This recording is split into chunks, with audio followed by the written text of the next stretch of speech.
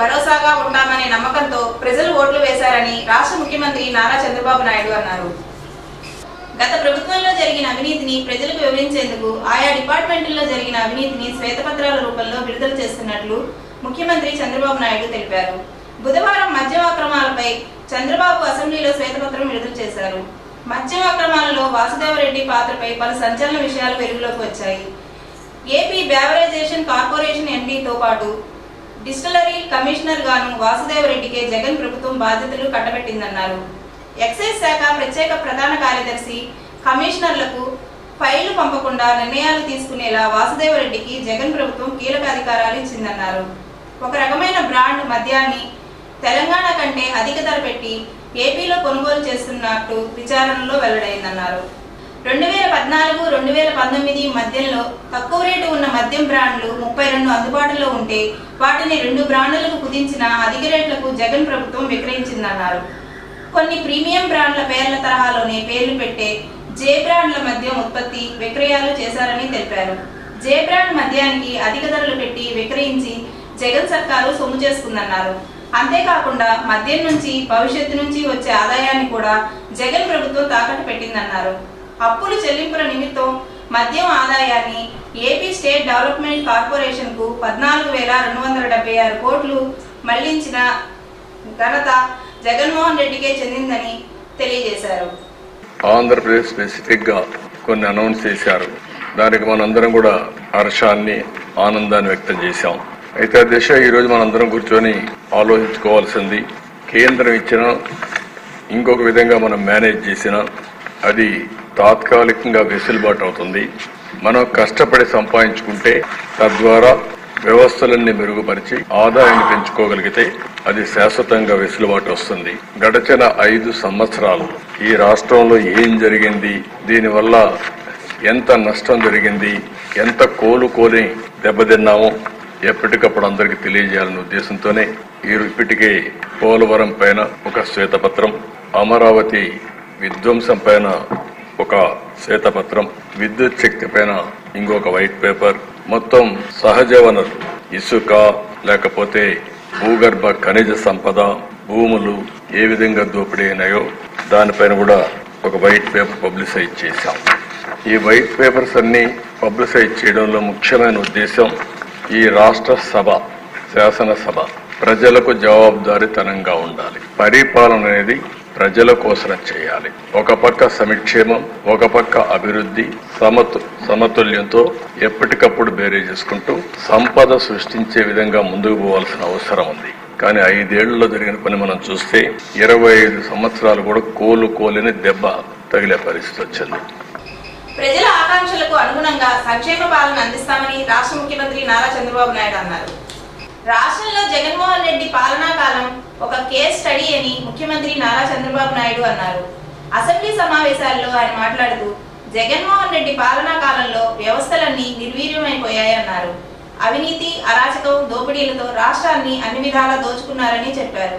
పాలకుడు ఎలా అయితే ఉండకూడదో అందుకు నిదర్శనం జగన్మోహన్ రెడ్డి అని అన్నారు. రాజధాని అమరావతిని సర్వనాశనం చేశారని, పోలవరాన్ని నిర్వీర్యం చేశారని, రాష్ట్రంలో దాడులు, దౌర్జన్యాలు పెంచి పోషించారని గుర్తు చేశారు. ఎన్నికల్లో ప్రజలకు ఇచ్చిన హామీలన్నింటినీ నెరవేర్చుతామన్నారు. ఇప్పటికే సూపర్ 6 పథకాలలో ఉన్న 5 హామీలను అమలు చేశామన్నారు. మెగా డిఎస్సి, పెన్షన్లు, ల్యాండ్ టైటిలింగ్ యాక్ట్ రద్దు తదితర అంశాలు అమల్లో ఉన్నాయన్నారు. ప్రజల ఆకాంక్షలకు అనుగుణంగా సుపరిపాలన అందిస్తామని తెలిపారు. ఇది ఒక కేస్ స్టడీ కూడా. వ్యవస్థల్ని ఏ విధంగా విధ్వంసం చేశారు, ఒక పాలకుడు ఏ విధంగా అహంకారంతో విర్రవీగిపోయాడు, అసమర్థత, అవినీతి, విధ్వంసంతో వ్యవస్థల్ని ఏ విధంగా నాశనం చేశారు, రాష్ట్రం యొక్క బ్రాండ్ ఇమేజ్ ఏ విధంగా దెబ్బతీశారు, మంచి రాష్ట్రాన్ని ఏ విధంగా సర్వనాశనం చేశారు, రాజధాని కళ చంపేశారు. అమరావతి దేవతల రాజధాని. అలాంటి అమరావతి నిన్నటి వరకు ఏమైందో మనం చూసాం. ఈరోజు మళ్ళీ కేంద్రం 15,000 కోట్ల రూపాయలు ఆర్థిక సహాయం చేయడానికి ముందుకొచ్చారు, బడ్జెట్లో పెట్టారు. అందరి ముఖాల్లో చూస్తే ఆనందం కనపడుస్తూ ఉంది. అంటే మళ్ళా మంచి రోజులు ప్రారంభమయ్యాయనే ఆశ ఈరోజు వచ్చిందంటే ఏ విధంగా జరిగిందో మనం చూసాం. ఈరోజు అమరావతి పూర్తయింటే దిశ 2-3 లక్షల కోట్ల రూపాయలు ప్రజా సంపద మనకు వచ్చుండేది. అప్పులు చేసే అవస్థ తీరేది. అలాంటి రాజధాని పోయింది. జీవనాడి పోలవరం 72% పూర్తయింది. 2020 నాటికి 21 నాటికి పూర్తి అయిపోయింది. ఆ దిశ కావాలని కాంట్రాక్ట్ను మార్చడం, అదే మరి ఆఫీసర్లు మార్చడం, రివర్స్ టెండరింగ్ పెట్టడం, కడాన అతి ముఖ్యమైన జీవనాడైనటువంటి ఈ పోలవరాన్ని గోదావరిలో కలిపేయడం. ఇప్పుడు మళ్ళీ డయాఫామ్ వాల్ నుంచి స్టార్ట్ కావాలి. కాఫర్ డ్యాముల నుంచి మళ్ళా మనం పని ప్రారంభించాలి. ఇది కూడా మనం మనస్ఫూర్తిగా ధన్యవాదాలు చెప్పాలి. కేంద్రం ఈరోజు బడ్జెట్లో చెప్పినప్పుడు పోలవరాన్ని వీలైనంత తొందరలో పూర్తి చేస్తామని నిర్దిష్టమైన హామీ ఇచ్చారు. వారికి మనస్ఫూర్తిగా ప్రజలకు మెరుగైన సత్వర సేవలను అందించేందుకు టీడీపీ జాతీయ కార్యాలయంలో ప్రజా సమస్యలు స్వీకరిస్తున్నట్లు రాష్ట్ర రెవెన్యూ శాఖ మంత్రి అనగాని సత్యప్రసాద్ చెప్పారు.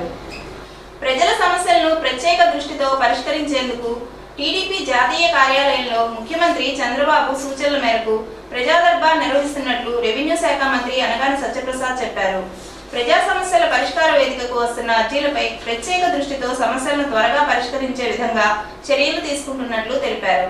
ఎంతో కాలంగా పరిష్కారానికి నోచుకోని సమస్యలతో ఇబ్బందులు పడుతున్న రాష్ట్ర ప్రజల కోసం పార్టీ కార్యాలయంలో అర్జీల స్వీకరణ చేపట్టి ప్రజలకు మెరుగైన సేవలను అందించేందుకు యంత్రాంగం కృషి చేస్తుందన్నారు.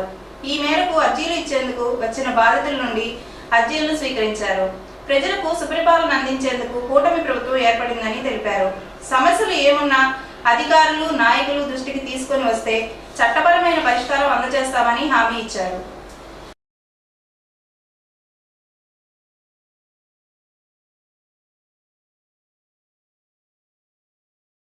శ్రీ కన్యకా పరమేశ్వరి అమ్మవారి ఆలయంలో సంకటహార చతుర్థి సందర్భంగా ప్రత్యేక పూజలు నిర్వహించినట్లు అర్చకులు దివి రంగనాథాచార్యులు తెలిపారు. ప్రతి మాసంలో కూడా శుక్లపక్షంలో బహుళ చతుర్థి, అది సంకటహార చతుర్థి వస్తుంది. ఈ వ్రతాన్ని ఎవరైతే చక్కగా విధి విధానంగా ఆగమోక్తంగా ఆచరిస్తారో వాళ్ళకి సమస్త ధర్మార్థ కామమోక్ష ఫలాలన్నీ సంప్రాప్తిస్తాయి. ఈరోజు సంకటహార చతుర్దశిని పురస్కరించుకుని